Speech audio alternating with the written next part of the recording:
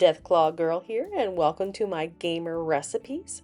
Soon I'll be heading to the kitchen to cook up something good, but before that, this video is sponsored by Shades of Grey, an apocalyptic science fiction series, and Monster of Monsters, a sci-fi horror. You can read and or listen to the first two stories of both these series for free. There's a link in the description and one in the upper right hand corner. Want more? Like, subscribe, and leave a comment. And if you haven't heard, I've started a Fallout 76 TV series, fan-made. You can find a link to the playlist in the description, and there should be a link in the upper right-hand corner to the very first episode. Now, let's get to the kitchen.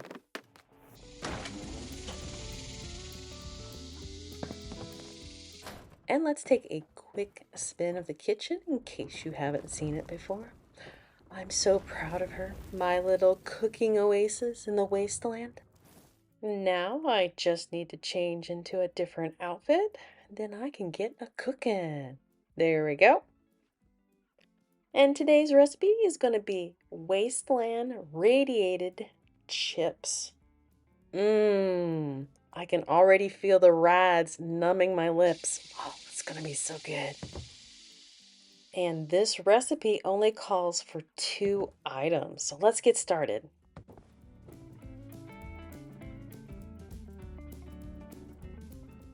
You'll need 1 bag of regular potato chips. I have chosen the wavy version here. And then you're just gonna need some dill weed right here. Oh, yes.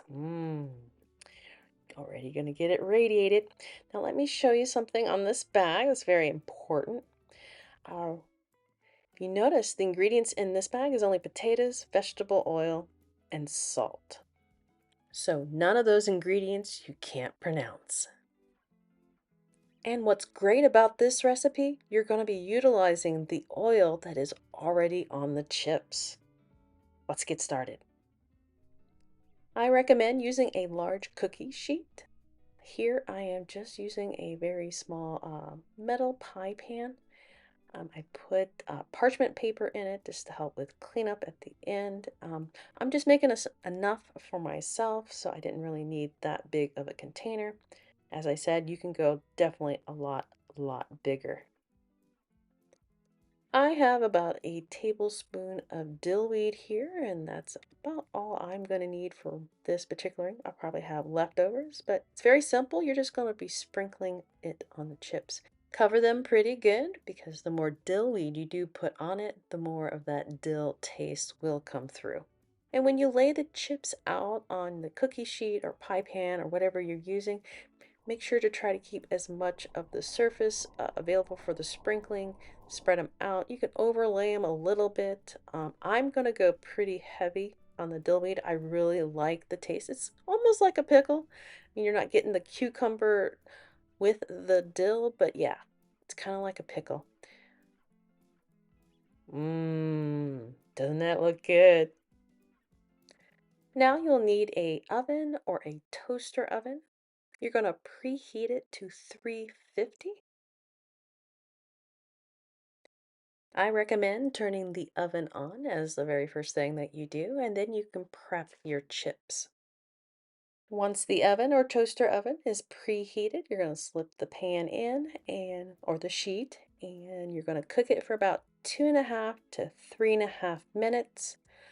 After about 2.5 minutes, open the oven door, and you're just going to be listening. There should be a nice sizzling sound as the oils in the chips start to combine with the dill weed, and yeah.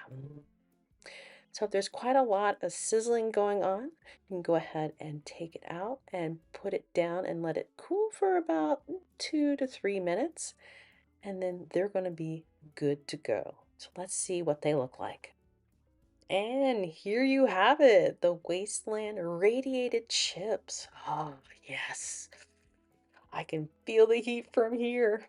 Of course, it's not a hot, spicy hot. It's just, yeah, it's the kind of radiation that mutates you. Now, the chips are definitely good all by themselves, but I personally love pairing them with sour cream. put a little pepper in the sour cream. You can even add a little of the dill to the sour cream if you want more of that dill taste. You can substitute the sour cream with maybe some ranch dressing or even some whole plain Greek yogurt and do the same. Add a little bit of pepper, maybe some more of that dill weed, and ooh, yes, a snack that will make ghouls jealous. I buy my dill weed from Frontier. It's an organization that they don't radiate their spices, and to me, it just tastes that much better. I'll leave a link to the iHerb. That way you can try it out, or if you would prefer just to buy it from the store, I'll leave a link to my Walmart shopping cart, and that way you can see all the items that I did buy with one quick link. If you have any questions about this recipe, or you would like to give me ideas for future recipes, throw them in the comments. I'd love to hear from you, and if it's a question, I'll do my best to answer it. And since this is my very first show for Deathclaw Girl Gamer Recipes, I could use some comments or reviews. How did I do? Could I have done a little bit better? Was it unclear? And definitely, if you have any ideas for recipes, I'm definitely looking for ones from Fallout 76 or any of the Fallout games, Fallout 4, Fallout 3, Fallout New Vegas. Well, that's it for me. Thanks for dropping by and look forward to seeing you guys again for the next gamer recipe. Happy gaming, happy cooking, and if you want to stick around, I'm going to show you guys the rest of my kitchen in case you didn't get a good look at it. Check you guys later.